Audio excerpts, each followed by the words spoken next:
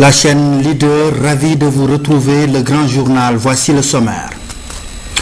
Le régime de Amadou Toumani Touré renversé hier soir au Mali. Les militaires ont pris le pouvoir. Dans cette édition, vous entendrez l'un des putschistes qui revient sur les raisons de leur acte et nous fait le point de la situation au Mali. La gestion de l'aéroport Léopold Sédar Senghor pourrait être confiée à la société d'apport. Les clauses prévoient de maintenir intacts les acquis des travailleurs. Hassan Gueye nous en parle dans cette édition. Et puis la communauté mouride qui célèbre le Magal de Porokhane. Nous parlons de la cité religieuse et de celle qui fait parler d'elle dans cette édition. Bonsoir. Après le coup d'état militaire survenu au Mali, un des putschistes sous le couvert de l'anonymat a accepté de nous parler. Le capitaine de l'armée malienne revient sur les raisons du coup d'état et de la situation qui prévaut actuellement au Mali. Il est joint au téléphone par Louise Bizarre. Monsieur, vous faites partie des mutins. Est-ce que vous pouvez revenir sur les raisons de ce coup d'état? Bon, les raisons sont très simples. Il y avait d'abord un malaise social au Mali. Ça concernant la société civile et la lettre. Malgré tout, le président pensait à organiser un référendum pour que c'est vraiment pas l'unanimité. Bon, tout récemment, avec le conflit en Libye, il y a l'ancienne garde qui rapprochait de Kadhafi, c'est une armée et les éléments de type qui ont été faits à Tiki. Donc, on est venu chez nous, on a traversé quelques frontières là pour venir chez nous. C'est une armée de plus de 1500 2000 hommes. Et là n'est pas le problème, parce que le Niger a refusé à toute la rente. L'Algérie, alors qu'entre la Libye et le Mali, nous avons à peu près 700, il y a une distance de 700 km à peu près. Bon, le monsieur, il a laissé rentrer ces éléments parce que c'était des gens qui étaient là-bas pour protéger son ami, entre guillemets. Donc lui, il les a laissé rentrer avec des armes très très fortes. C'est des armes que même l'armée malienne ne possède pas. Donc ils sont rentrés sur notre territoire, ils leur ont donné des milliards pour qu'ils puissent installer de la viande, des feux, des dates, et ainsi de suite. Bon, ils se sont bien installés, 2 semaines après, ils ont commencé à attaquer nos camps, alors que d'après les rapports qu'il a signé lui-même, comme on appelle, à Samarasset, à Alger, dans ces accords-là, il était prévu que l'armée malienne quitte le monde. Donc il y avait peu de militaires au nord, parce qu'il n'avait pas plus de 300 éléments. Les gens ont profité de ça pour nous attaquer. Maintenant que vous avez pris le pouvoir, que comptez-vous faire? Bon, maintenant, je crois que nous sommes en train de chercher des armes. Et le problème même, plutôt, c'est même pas chercher des armes, les moyens, il y en avait, mais il n'a pas voulu nous les donner. Nous ne savons pas quel pacte secret il y avait entre l'ex-monsieur et la régularité, nous ne savons pas. C'est tout comme ça, nous, notre problème. Et allez-vous maintenir la date du 29 avril prochain prévue pour l'élection? Mais quelle élection? De quelle élection vous parlez? Quelle élection? La Constitution est suspendue. L'Assemblée est suspendue. Qui va organiser ces élections? Quelle minute? Les ministres sont en ce moment, ils sont là. Ils sont là, à côté de moi. Vous avez le pouvoir en main, alors que comptez-vous faire pour régler le problème des Touaregs dans le nord du Mali? Dans le nord du Mali, nous avons été vraiment, notre honneur même qui a été baptisé en celui. Pour une fois, c'est la première fois dans l'histoire du Mali que les Touaregs occupent une portion de notre territoire. Donc, il n'y a rien à faire, on n'a pas besoin de privatiser quoi que ce soit. On libère le territoire d'abord. On libère le territoire. Et après, maintenant, on rend le pouvoir au territoire. On n'est pas là pour rester, pour garder le pouvoir. Non, l'armée malienne n'a pas la politique du pouvoir. Mais nous sommes là pour vraiment réparer certaines choses. Et il semblerait que certains ministres ont été arrêtés, est-ce vrai? Plusieurs, à part ceux qui ont filé à l'anglaise. Et ceux qui nous les retrouverons ce soir. Et que comptez-vous faire d'eux? Pour leur propre sécurité, on ne sait pas. S'il y a des gens qui doivent répondre de quoi que ce soit, on répond, sinon on n'a rien compris. Ce sont les camions. Et le président dans tout ça, où se trouve le président? Est-ce qu'il se porte bien? Le président, je ne sais pas, de ce titre-là, je sais pas, on pourra avoir, je ne sais pas comment m'exprimer, pour se convenir, dire qu'il est en lieu sûr dans un camp militaire, de préparer la réponse. D'accord. Nous, c'est ce que nous voulons nous battre. Hein? Il est entre des mains, je ne sais pas de qui. Ces gens-là, on les a défaignés, on les a matés, ils ont fait comme des petits lapins là.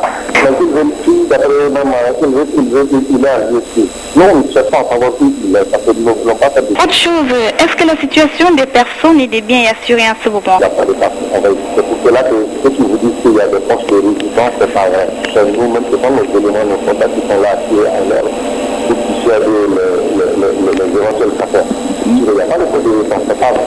Et nos soldats sont en train de tirer en l'air pour essayer de dissuader les affaires, la population, dernière chose, vous vous êtes donné un délai pour établir l'ordre? L'ordre en termes de l'ordre, il n'y a pas de délai pour ça. Je vous dis, surtout quand on a affaire à des éléments qui sont surexcités. C'est pas, on est là, on va essayer de voir pour le temps jugera, parce qu'il faut d'abord récupérer la partie du territoire qui est entre les mains de ces gens d'abord. Ça, c'est notre priorité. Et après, maintenant, on va voir le reste. Oui, merci, monsieur. Nous vous remercions d'avoir bien voulu répondre à nos questions. Le couvre-feu a été décrété au Mali de 18h à 6h du matin. Mais une question, comment le Mali en est arrivé là? Pourtant, le pays connaît un vent de démocratie qui dure maintenant depuis plus de 2 décennies. Qu'est-ce qui a fait tomber ATT? Et les militaires dénoncent sa passivité, mais la rébellion Touareg a dû précipiter les choses. Panique dans les rues de la capitale. À la surprise générale, des militaires viennent de surgir dans les avenues de Bamako en tirant des coups de feu en l'air. Il ne faut pas s'arrêter. Leur façon à eux d'annoncer qu'ils viennent de prendre le pouvoir. Sur de rares photographies, on voit quelques-uns des membres des putschistes. Mais c'est à la télévision que les 15 millions de Maliens vont découvrir les nouveaux maîtres du pays. Ils ont envahi le plateau du journal et ce comité militaire d'annoncer sa première mesure. En mettant fin au régime incompétent et désavoué de M. Amadou Toumani Touré. À un mois de la fin de son second mandat, ATT comme l'appellent les Maliens, le président Amadou Toumani Touré, réputé comme l'un des plus démocrates d'Afrique, vient d'être destitué par un coup d'État. Aux dernières nouvelles ce soir, il serait prisonnier à Bamako. Dans cet immense pays saharien, qui appartient au groupe des 5 États les plus pauvres de la planète, 2 mouvements politiques ont contribué à le déstabiliser. Depuis janvier, les Touaregs ont repris leurs armes et se sont fondus dans un mouvement de libération qui contrôle certaines villes du Nord. Et puis il y a les groupes terroristes de l'AQMI, Al-Qaïda au Maghreb islamique, qui retient toujours en otage dans le nord du pays 6 Français. Ce pays très sensible du Sahel est désormais sous contrôle des mutins de l'armée. Nous restons sur l'actualité internationale. Le présumé tueur de Toulouse est finalement mort. Il est mort comme il a vécu ces derniers jours dans un déchaînement de violence. La police parle de légitime défense et c'est la fin d'un face-à-face qui aura duré 32 heures. Voici le récit de l'assaut final. Des échanges de tirs, violents, nourris, continus. Le raid vient de rentrer dans l'appartement de Mohamed Merah.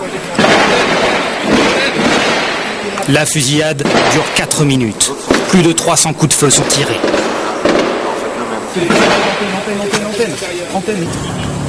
Puis les armes se taisent. Le calme revient. Une certaine confusion règne chez les policiers dans le quartier. Tout le monde retient son souffle.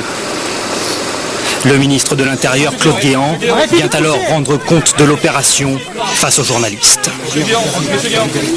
Les rafales ont été fréquentes, très dures.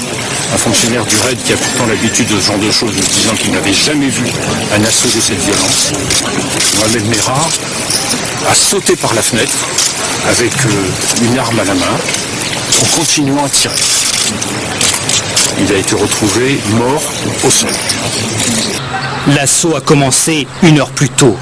À 10h30, en passant notamment par l'arrière du bâtiment, les hommes du raid se mettent en place. Depuis 22h30 hier, le forcené ne donne plus de nouvelles.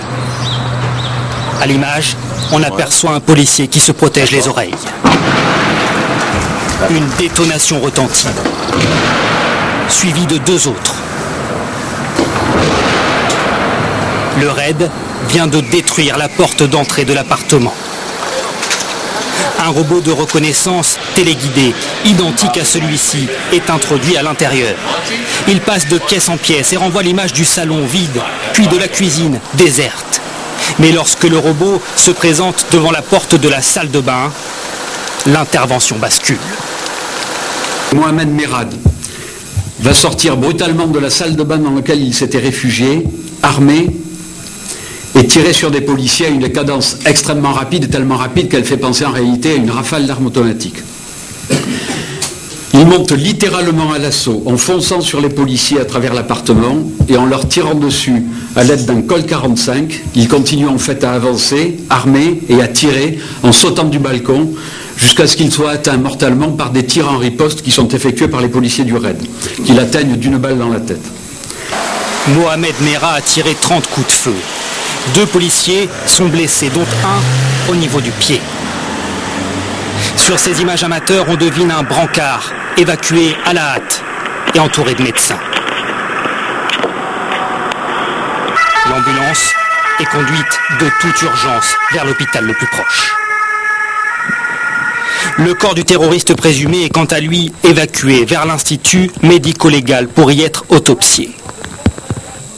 1h30 après l'assaut, le président de la République se présente devant la presse. Mes chers compatriotes, tout a été fait pour que le tueur soit livré à la justice.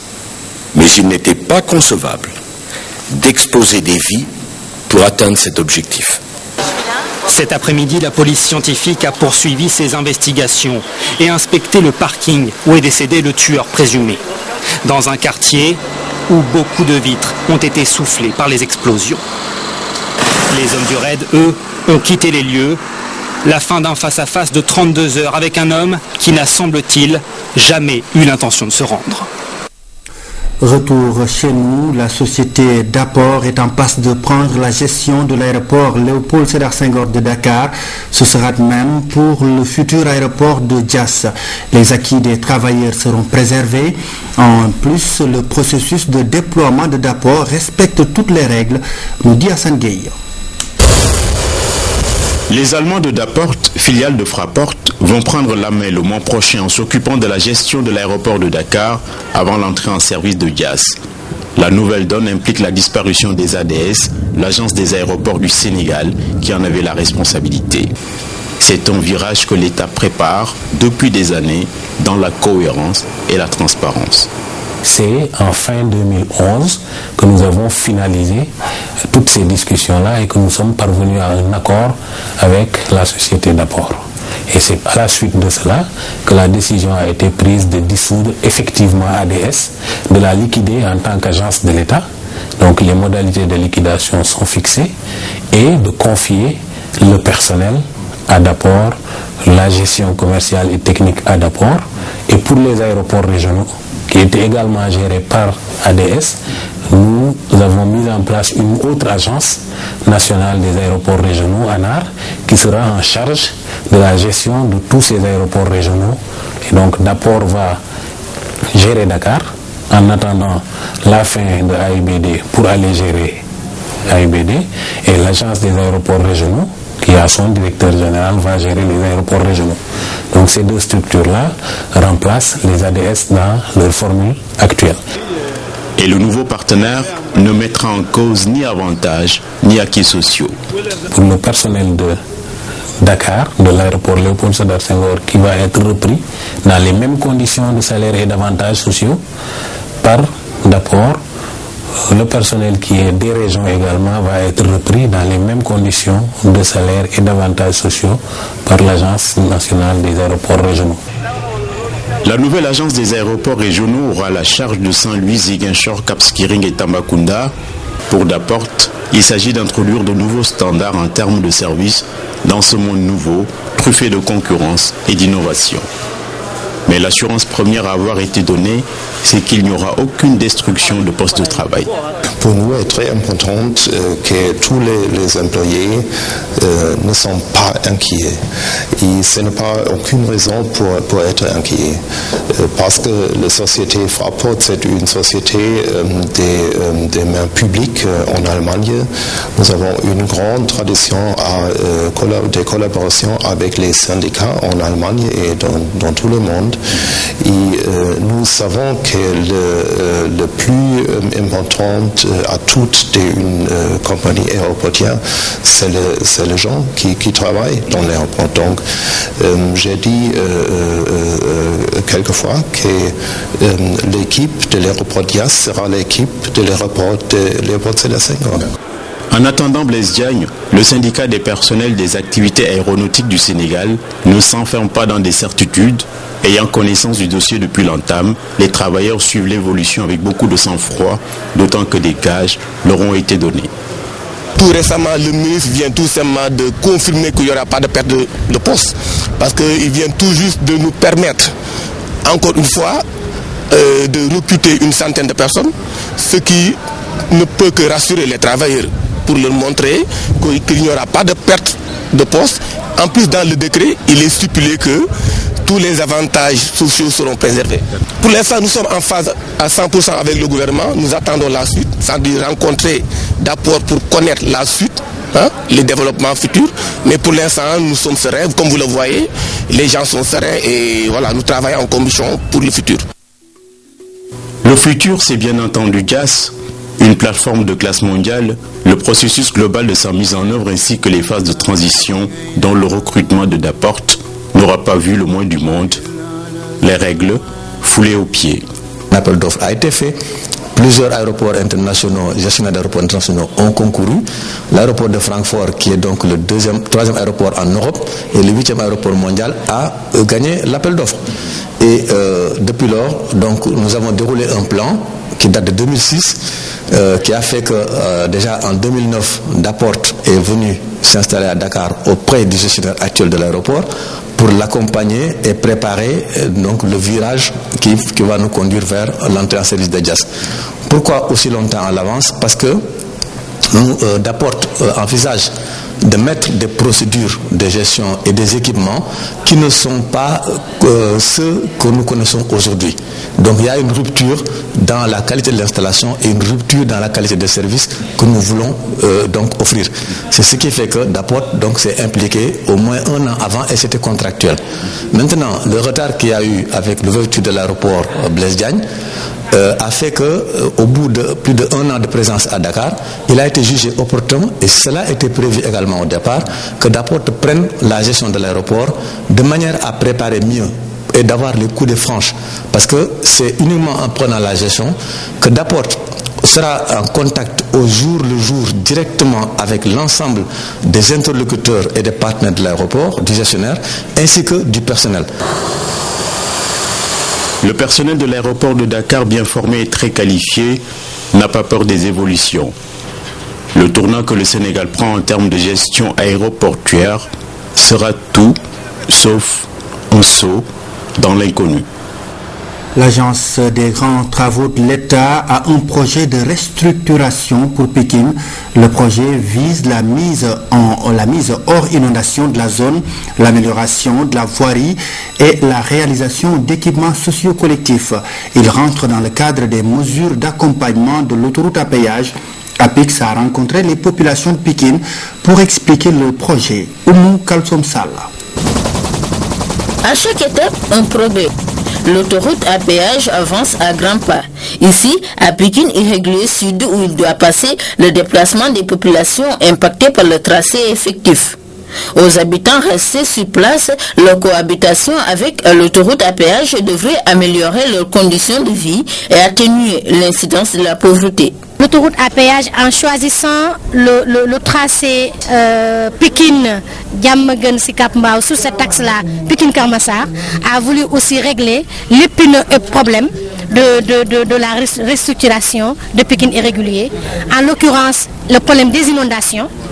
Ces gens qui habitent ces quartiers aussi nous ont toujours montré des difficultés de mobilité parce qu'il y a une quasi-inexistence de voirie et de routes. Et en fait aussi, c'est des quartiers qui sont aussi déficitaires en termes d'équipements sociaux. Donc aujourd'hui, le projet de restructuration de Pikine Irrégulier Sud va régler tous ces problèmes. Sur une superficie de 800 hectares, ce projet de restructuration de Pikine Irrégulier Sud va concerner 250 000 habitants. 30 milliards de francs CFA sont déjà disponibles. Les études sont quasi bouclées. Nous venons de le présenter. Nous avons fait les APS. Les études d'impact environnemental sont en train d'être bouclées. Et là, très prochainement, on va aller vers les avant-projets détaillés qui permettent vraiment d'aller vers la concrétisation du projet. Un exposé sur ce projet a permis aux populations bénéficiaires de mieux le comprendre et de l'apprécier à sa juste valeur. On est très désenclavé, on est très inondé, on est très serré à Guinaouraï, par exemple. Peut-être que si les routes entrent, il y aura des casses, mais ceux qui vont rester seront à l'aise. Donc je souhaite à Dieu que ça se passe bien. Il faut développer notre quartier. On n'a pas les moyens pour développer ça nous seuls, mais si on nous aide à faire quelques infrastructures, on peut aller avec quoi. La restructuration de Pikine Irrégulier Sud fait partie des mesures d'accompagnement du projet de l'autoroute à péage. Ce projet permettra l'émergence d'un pôle de développement urbain dans cette zone de Pikine d'ici 2015. Ce jeudi, la communauté mouride célèbre le Magal de Sokhna Diarra Bousso, mère de Serigne Touba Khadimou Rassoul. Mame Diarra Bousso est connue pour sa dévotion et sa droiture, un symbole, un exemple pour toute femme. Son portrait est signé à Abibou Mbaye.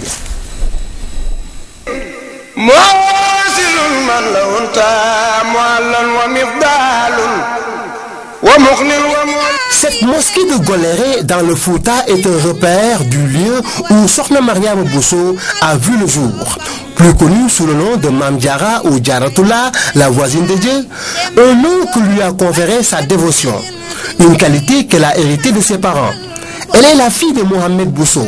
De cette famille Bousso ou Moussobé, elle a hérité d'une piété cristalline, sans reproche. De son ascendance, tant patrilinéaire que matrilinéaire, Mame Diarra s'est abreuvée à la source des valeurs fondées sur une forte tradition d'érudition, en sciences coraniques et d'une profonde piété.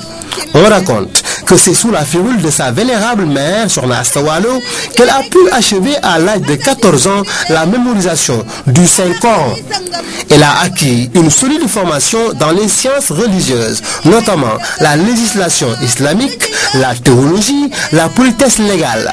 N'ayant vécu que 33 ans, Sokhna Diarra Bousso est créditée d'une production de plusieurs dizaines d'exemplaires du Saint-Coran, écrit de sa propre main, car elle était passée maître dans l'art de la calligraphie.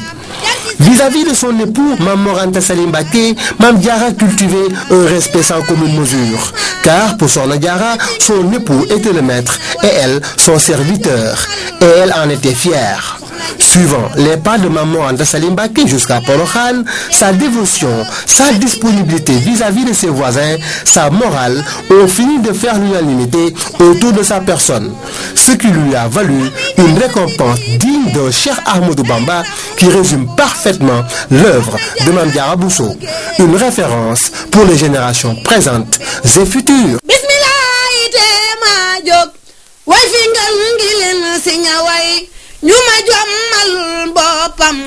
Porokhane, point d'attraction de milliers de fidèles mourides, une localité entretenue et préservée par la famille de Serigne Bassirou Mbacké, une ville, un personnage que nous présente Laïra Diop. Aux âmes bien nées, la valeur n'a jamais attendu le nombre des années. 33 ans sur terre et une reconnaissance pour l'éternité. Des mots qui sonnent comme une épitaphe pour Sokhna Mariama Bousso. La mère de Khadimou Rassoul repose ici à Porokhane. Cette terre du RIP où la native de Goléré au Fouta avait rejoint son vénéré époux Mame Mor Anta Sali. Le saint homme était venu répondre à la guerre sainte lancée par Maba Diakhouba pour l'expansion de l'islam. Modèle de vertu et de soumission au Tout-Puissant, Mame Diarra a supplanté sur terre un arbre dont les fruits constituent pour toujours la nourriture spirituelle des mourides. Et chaque année, ils sont nombreux à venir se recueillir, formuler des prières, s'abreuver au propre comme au figuré à cette source de bienfaits. Le puits où ils allaient chercher de l'eau est à l'occasion littéralement pris d'assaut par les fidèles. Pour l'histoire, c'est Cheikh Ahmadou Bamba qui avait instruit son fils Mohamedou Bachir Mbacké de faire vivre Porokhane. Ce qui n'était alors qu'un simple hameau a pris aujourd'hui les dimensions d'une communauté rurale. Comme à Touba, le tabac, l'alcool, la drogue et les mondanités y sont proscrits. Grâce à Serigne Bassirou Mbacké d'abord, puis à son fils Serigne Moustapha Bassirou et à son frère Serigne Mountakha Bassirou Mbacké, actuel khalife de Darou Minane, le Magal initié en 1951 bat chaque année le record d'affluence. Les dignitaires mourides lui accordent une importance de premier ordre et n'hésitent pas à faire le déplacement malgré la distance et la canicule ambiante. Le Magal, placé sous la conduite de Serigne Bassirou Mbacké Porokhane, est aussi très couru par les hommes politiques de tous bords. Les différents services de l'État participent de façon active à l'organisation et chaque année, une forte délégation représente le gouvernement à la cérémonie officielle. Vous aurez les échos de l'édition de cette année dans nos éditions de demain avec nos équipes sur place.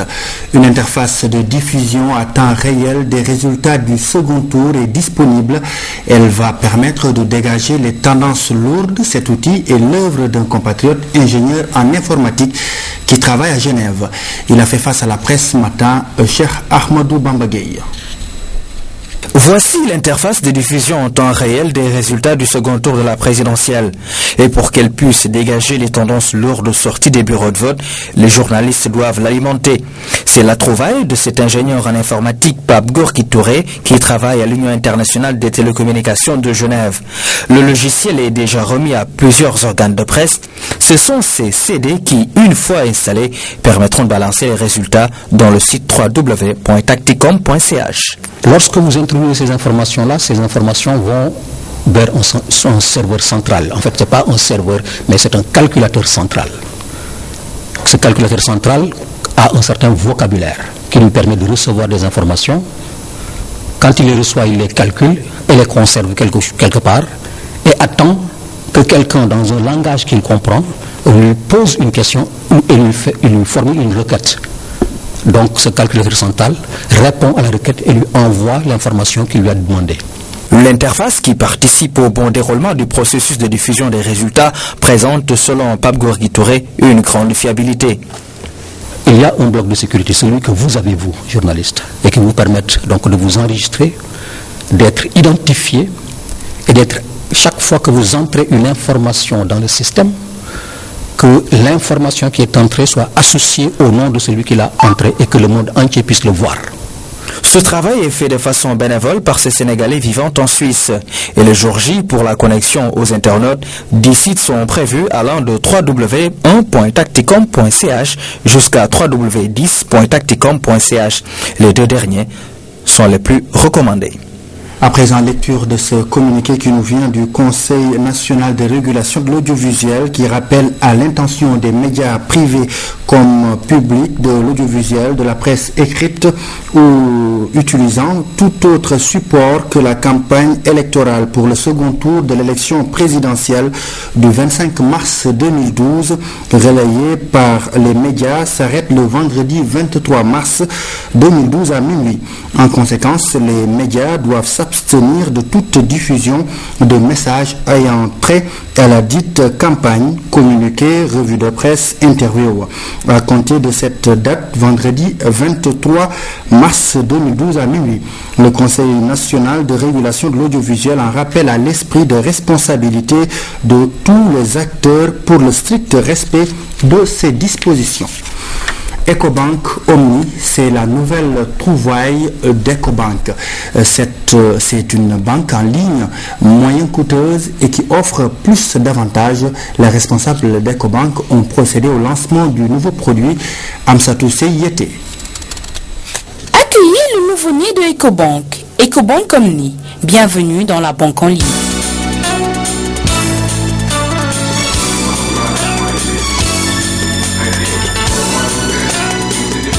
Ecobank Omni est une plateforme sécurisée de banque électronique qui offre aux clients la possibilité d'effectuer des transactions via Internet. Il est vrai que la présence humaine est toujours nécessaire, elle est toujours même indispensable parfois, mais nous pouvons soulager un certain nombre de nos clients en leur permettant d'opérer à partir non seulement de leur bureau, mais de n'importe quel endroit où ils peuvent se trouver à partir du moment qu'ils ont une connexion Internet. L'aspect sécuritaire est aussi garanti avec Omni. Double authentification, une clé d'accès personnel pour chaque client, restrictions, cryptage sont les maîtres mots sur la plateforme.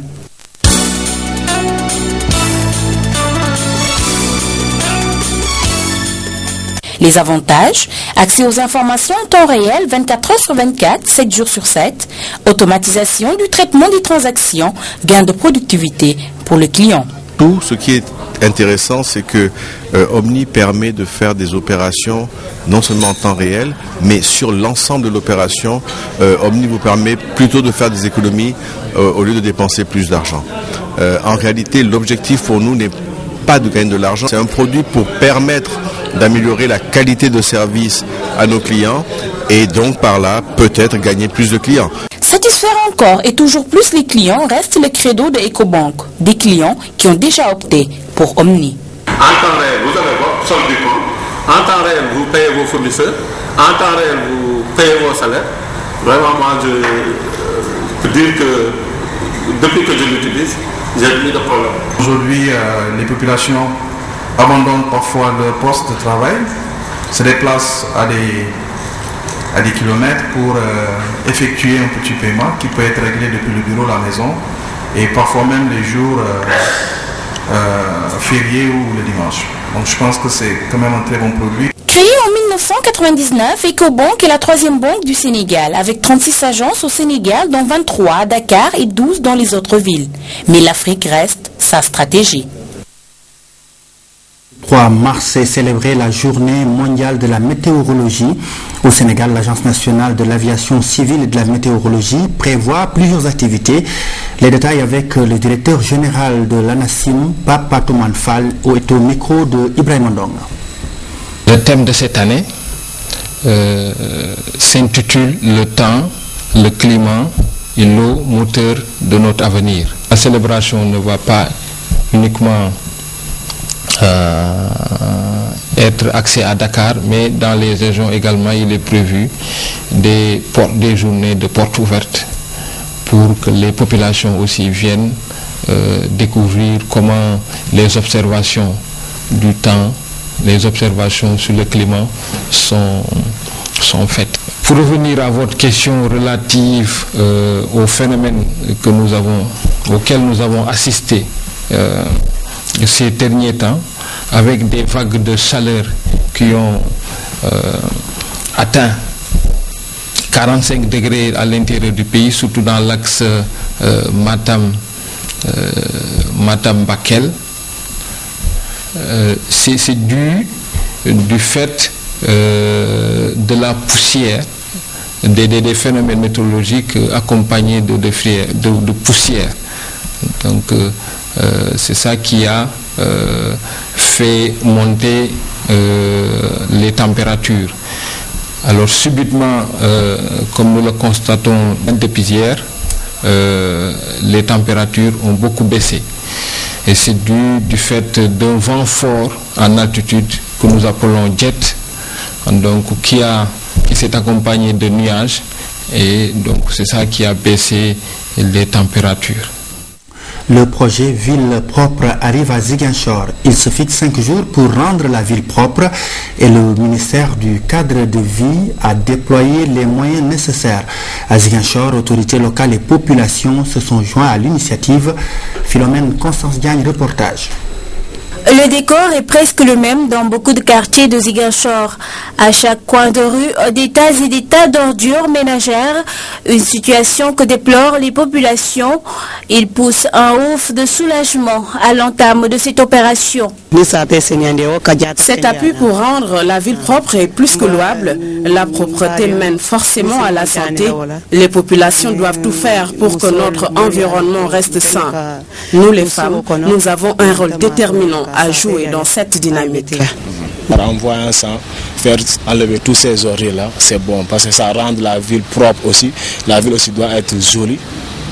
Bon, tout ça en laissant ces trucs de ordures-là, ça amène des maladies. surtout le paludisme. On verra ici des eaux, ici, des mauvaises ordures là. Tous ces déchets vont être collectés durant 5 jours. Ils seront acheminés vers la seule décharge de la région. 400 jeunes vont être mobilisés sur le terrain. Pour les armées, le ministère du cadre de vie a mis à leur disposition camions, balais et râteaux, bref, tout un lot d'outils nécessaires à la tâche. Au moins 6 camions, il y a eu des chargeurs, un chargeur, une bulle. On a mis aussi des t-shirts, il y a plus de 1000 t-shirts. On a recruté 400 et quelques jeunes qu'on doit rémunérer 3000 francs par jour. Des eaux de javel et tout ce qui s'ensuit. Aujourd'hui, on a dénombré 13 dépôts sauvages ici dans la ville de Ziguinchor qu'on veut éradiquer dans les 5 jours que nous ferons ici. Cette opération fait suite au projet Ville propre initié par le ministère de tutelle. Après Dakar, Saint-Louis, Hambourg, Tivaouane et Touba, Ziguinchor va en bénéficier. Aujourd'hui, nous sommes comblés, nous sommes très soulagés parce que ces tas d'ordures vraiment nous posaient problème. Pour la population aussi, ils sont autant comblés que nous qui sommes là pour gérer les intérêts de la population. Mais le mot qu'on va dire, c'est un petit mot, mais qui signifie beaucoup de choses. C'est merci. En attendant un centre d'enfouissement technique, ces ordures vont être incinérées. Pour le moment, les habitants savourent déjà le changement de décor de Ziguinchor. Ziguinchor qui lutte contre l'insalubrité. L'Église du Sénégal qui décide de lutter contre le tabagisme. Les associations de lutte contre le tabac ont rencontré l'autorité supérieure des catholiques de notre pays. Le cardinal Théodore Adrien Sarr s'est dit prêt à porter son soutien à ce combat pour la santé. Omar Diaw. C'est dans la pureté et la tranquillité de sa résidence, les Badamiers, que le chef de l'église sénégalaise a reçu les militants anti-tabac du Sénégal dans une grande sobriété. Avec l'urbanité qui le caractérise, son éminence a prêté une oreille attentive à ses invités. Aujourd'hui, Éminence, nous sommes venus vous demander votre soutien. Nous sommes venus vous voir parce que nous savons la portée de votre voix.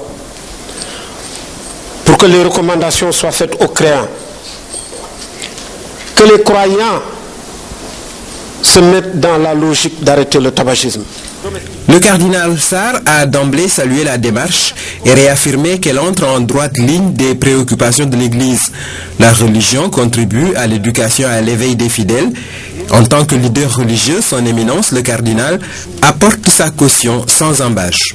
Vous pouvez compter sur moi pour appuyer de quelque façon que ça puisse être et que vous le souhaitiez vos actions. Je partage avec vous cette préoccupation que cette drogue, comme tant d'autres drogues, enchaîne l'homme, l'être humain et brime sa liberté. Le chef de file des militants anti-tabac, Dr Kassé, a rappelé quelques chiffres. L'économie du tabac, c'est annuellement 123 milliards de dollars à travers le monde. Pour le Sénégal, c'est pas moins de 50 milliards de CFA. Mais sur l'ardoise sanitaire, on peut lire 51 milliards chaque année. Et qui les paye? C'est le contribuable encore une fois. Une facture salée. Il est donc impératif de finaliser cette loi sur le tabac qui traîne un peu trop dans le circuit. On pourra voir dans les mois à venir qu'est-ce qu'on pourra faire pour encourager nos autorités à prendre elles aussi toutes les dispositions qui sont de leur ressort pour que cette lutte soit la plus féconde possible. Au mois de mai, les évêques du Sénégal vont se rencontrer. Le guide de l'Église veut profiter de ce moment pour transmettre des messages forts. Je ne manquerai pas de faire part de votre démarche, de vos attentes, et nous pourrons voir ce qui sera possible à entreprendre au niveau de chaque diocèse. Notre lutte contre le tabac doit être une lutte permanente. C'est pourquoi toute l'année durant, nous considérons que c'est une journée sans tabac. Autant dire que cette rencontre n'a pas été stérile. Elle a abouti à un engagement sans faille du cardinal Sarr qui a rappelé la nécessité pour l'homme de toujours s'éloigner de la tentation. Il a insisté sur l'esprit de pénitence et d'abstinence qui doit caractériser les fidèles, surtout en ces temps de carême. 3 studios de la RTS portent désormais les noms d'anciens agents de la boîte. Le grand studio d'enregistrement TV1 s'appelle Studio studios Mamadou Diop. Les studios de Radio Sénégal International et de la chaîne nationale se nomment respectivement Ahmadou Ba, Di Francis et Alioune Fall, premier directeur général de la RTS. La cérémonie de baptême a eu lieu cet après-midi. C'est un reportage de Mama Moussagna. En dédiant les noms des studios de télévision et de Radio Sénégal à Alioune Fall, Ahmadou Ba, Di Francis et Mamadou Diop, la RTS immortalise 3 de ses agents qui ont beaucoup contribué à son rayonnement, à son développement. À travers eux, toute la famille de la RTS, et c'est cette famille réunie qui a honoré ces 3 anciens agents, des modèles pour la nouvelle génération. À travers eux, nous avons voulu surtout honorer tous ceux, toutes celles qui ont participé à cette longue marche de la RTS, à cette longue marche qui a mené vers ce positionnement que nous avons aujourd'hui. Tous ceux qui vont se promener, tous ceux qui vont travailler dans cette maison et qui verront, n'est-ce pas, au fronton d'un studio d'Alioune Fall, vont frémir, vont vibrer et quelque part vont trouver une source de davantage de mobilisation. Et c'est ça qui est important pour nous. Je n'ai pas connu Francis Chernaba, j'ai connu Ahmadou Ba, un homme d'une foi mouride incandescente, qui était resté bien entendu un professionnel émérite. Vous savez que j'ai connu Mamadou Diop, que je l'ai pratiqué. J'en parle difficilement, la blessure est encore trop vivace. Je suis pourtant musulman pratiquant, mais j'ai encore mal. J'ai encore très mal. Alioune Fall, Mamadou Diop et Ahmadou Ba, 3 grandes figures de la radio-télévision sénégalaise disparues après de brillantes carrières professionnelles. En organisant la cérémonie d'aujourd'hui, la RTS s'inscrit dans la lignée de ces institutions qui ont décidé de faire vivre pour l'éternité dans la mémoire collective les noms de collègues arrachés à notre affection qui ont de manière significative contribué à la naissance, au développement et au rayonnement de cette maison qui est aujourd'hui sans conteste le plus grand outil de communication de masse au Sénégal. Tout concourt à magnifier le premier PDG de l'ERTS. Alioune Fall a guidé, orienté, encadré et recruté. Il n'aimait pas les incompétents, c'est vrai, ni le travail mal fait. Animateur, producteur et reporter de talent, Ahmadou Ba nous émerveillait par son aisance à l'antenne et son inspiration permanente. Mamadou Diop adorait la télévision, qui était pratiquement sa raison de vivre. Depuis son recrutement le 1er décembre 1973, il lui avait consacré tout son immense talent. La télévision nationale lui rendait cet amour et lui a de son côté fait connaître la notoriété et tous les honneurs. Les témoignages n'ont pas manqué. Venus en masse, les membres des différentes familles ont félicité, remercié la RTS pour cette belle initiative. Ahmed Ba, la fille de Feu Ahmadou, son épouse Assi Dien Ba d'abord, ensuite Dje Matifal, Khadifal Tal au nom de la famille de Feu Alioune Fall, enfin Babacar Diop pour la famille de Feu Mamadou Diop, se sont tous souvenus de leurs illustres parents qui ont marqué leur vie à travers leur professionnalisme, leur disponibilité, leur dévouement. D'où le mérite de porter aujourd'hui les noms des studios rénovés de la radio et de la télévision. Aussi voudrais-je saisir cette opportunité pour me féliciter de l'honneur qui leur est fait de baptiser ces studios des noms de ces illustres disparus pour que les graines ne meurent. Et il nous fallait repositionner notre radio. Il fallait ramener notre suprématie régionale ici à Dakar. Voilà pourquoi il fallait tout simplement créer un environnement propice de travail. Évidemment, pour ça, il fallait reprendre les studios. Hommage a été également rendu à tous les agents de la RTS disparus après avoir dignement servi l'entreprise, des hommes et des femmes que la RTS compte immortaliser à travers un musée, mémoire de la RTS et du Sénégal. Moussagna, la RTS n'a pas oublié. Merci de votre fidélité à la chaîne Leader. C'était tout pour cette édition. Bonsoir.